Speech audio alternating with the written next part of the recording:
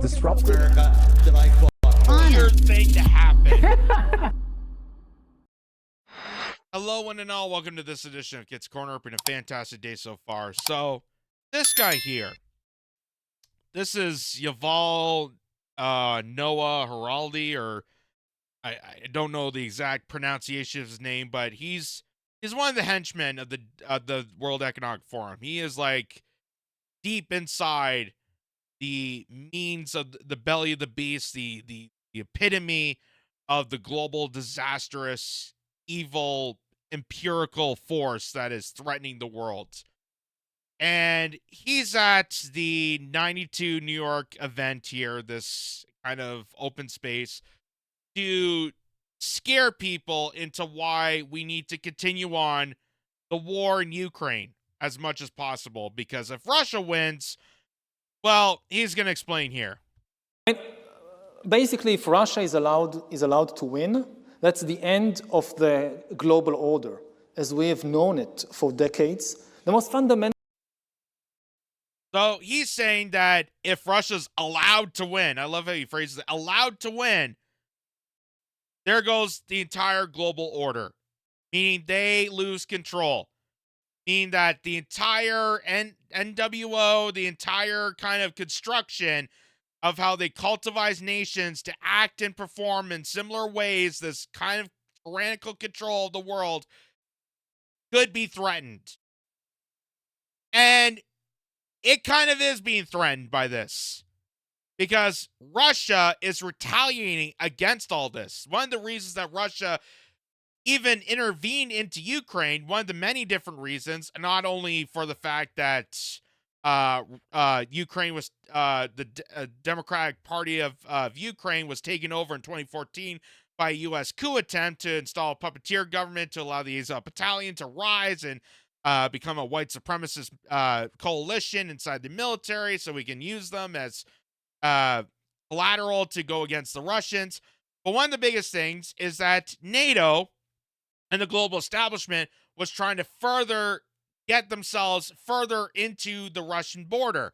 They did not want that. Russia does not want to be part of NATO. They don't want any sort of NATO countries to align themselves next to Russia because they know it was going to be bad for them. So this is a retaliation of that, retaliation of the Western empirical force that, as you know, blackmailed and destroyed and dominated and crucified other nations to fall into its agenda, and Russia was not going to have any of it. So it is threatening to their establishment. It's a threat to the global order that they've endured for so many years. Now it's finally being exposed through all this.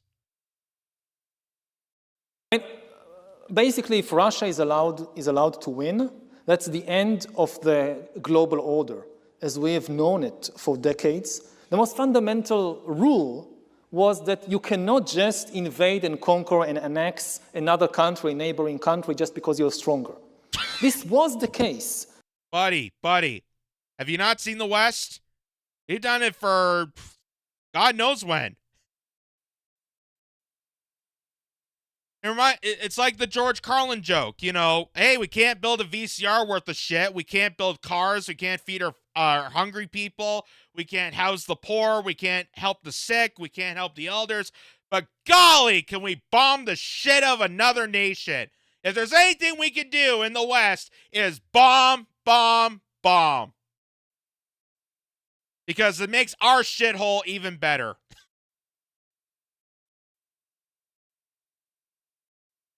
God, we need more of a voice like that in the day and age. That is the only thing we have left. And that's how, if you look at history, that's how the Roman Empire fell. This big, giant empirical force that extended itself so militarily because it wanted to seize more control, but didn't realize it was collapsing within itself and continued to collapse. And then that empire just ceased to exist. And that's what's happening in the United States. What's happening with Western countries is they're trying to branch out militarily, and they're trying to branch out to seize more control, seize more territory of other nations, that it's crumbling itself by doing so. And we're seeing that in the United States. It's happening in Canada. It's happening in European nations. It's happening all the Western territories. This global order that was apparently keeping things in track, according to this evil and nefarious prick, is collapsing. It's collapsing because Russia is challenging not only the U.S. establishment, but the entire global cabal. And it could be for good reason. Could very well be for good reason. Did you know in Russia they actually ban NGOs? I didn't even know that till right now. I just thought I'd bring that up. That in Russia, you cannot genetically modify fruits or vegetables. They consider that an act of terrorism. So that's a threat to the global order, considering most of the farms in the West and parts of the world are run by Monsanto to chemically induce our produce. For centuries, for thousands of years, it was not the case. If we talked earlier about state budgets, the reason the average expenditure on the military went down from 50% to 7% and released all these resources to healthcare and education and so forth is because most people, most countries felt that they're safe. That even if they have a strong neighbor, it's just not done anymore. Maybe there'll be some kind of border clash or whatever, but the idea that the neighbors will just... And that's the whole scam of the military-industrial complex. They have to make people unsafe. They have to make people so paranoid in perpetual fear. They have to fear-monger as much as possible. That's the whole reason for the race baiting, the Islamophobia, the xenophobia, the hate of immigrants, the hate of all this. It's all cultivizing to keep us in chaos, to keep us in fear, to keep us paranoid enough so that people within the military-industrial complex, this global cabal of criminals, can then perpetrate us to fall into lines of their agenda, which means warfare, which could mean restrictions on your rights, which means censorship. They can invade into your territories. They can take control and seize the means of your individual freedoms and liberties in the promise of protecting you, even though they're the ones that are keeping you from being protected. Just invade us, conquer us, and annex our country. It's not just not done. And this is exactly what Putin is trying to do in Ukraine. It's completely different from, say, the American invasion of Iraq or Afghanistan, which had huge, of course, problems. Well, I guess I kind of have to agree that it is different than the Iraq invasion or any invasion that America's done, because America's invading just for the simple act of, hey, they got resources, they got money, and we want it. Let's go in, boom, boom, boom, take over. Russia went to Ukraine because Ukraine went after Russian-speaking people in Ukraine, in the Donbass region, and caused civil war and just to the point, to the fact that Russia had to intervene to protect the Donbass region, to protect the Russian-speaking people in Ukraine. So Russia's actually kind of defending. They have a defense purpose to their actions, whereas the United States and the rest of the Western allies, we couldn't care less about defending. We don't defend anybody, because again, why keep people safe and invest in education and healthcare and make our society better when we can keep people in perpetual fear and then slaughter more people? Yay! This global war order of things, it's working so well for no one except for the higher up. Problems there, but there was no intention of making Iraq the 51st state of the United States. They weren't going to take the oil. They weren't going to take the land. That wasn't going to happen. I mean, people talk about imperialism. They forgot what imperialism means. Originally, imperialism in the Roman sense, in the Ottoman sense, in the Mongol sense, is that you invade a neighboring country and just conquer and annex it. It's not cultural imperialism. This is imperialism. People forgot because it wasn't done for quite some time. And this is exactly what Putin is trying to do. If he gets away with it, we will see more and more Putins all over the world. I don't know. we will see more and more Putins around the world.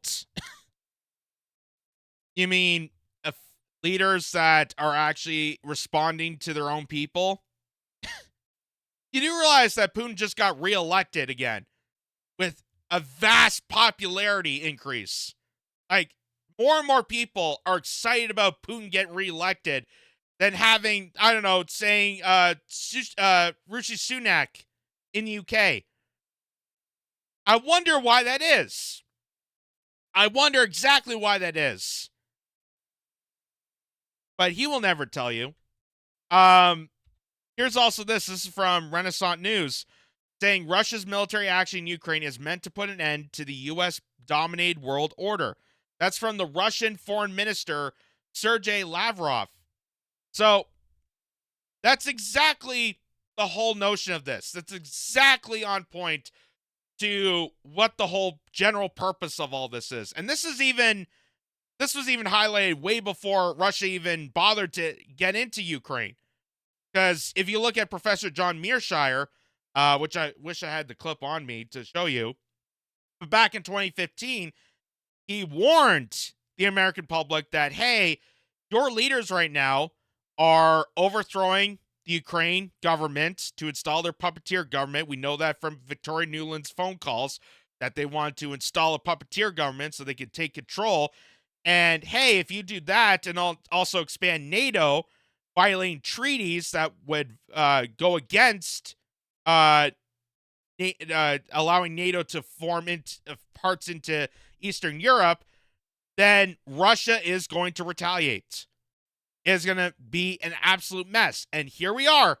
It's exactly what happened, exactly what played out. They wanted it to happen from day one. They've always wanted to go to war with Russia. They've always wanted to have some sort of Cold War scenario. They just need some sucker country to get exploited into doing our dirty work. Because Adam Schiff said in Congress, the purpose of funding the money to Ukraine so they could fight our wars is so that we don't have to get off our asses and fight against Russia. It's better that they fight over there than us fighting over here. And I ask you, the general public that is watching this, what has Russia done inadvertently to you or any other U.S. citizen or any other citizen in North America, any citizen in the Western Hemisphere? What has Russia purposely done to you that's afflicted so much pain that you need to cause almost a nuclear warfare situation? Because we were at the brink of it. We were at the heightened brink of nuclear war. And now that's continued to uprise, because now with Israel and Palestine, still with Ukraine and Russia, with Taiwan and China, now we're trying to start a civil war in Haiti. We're trying to start a civil war in other Latin American countries.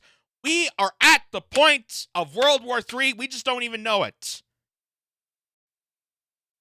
And that is how empires fail, ladies and gentlemen. You look at history.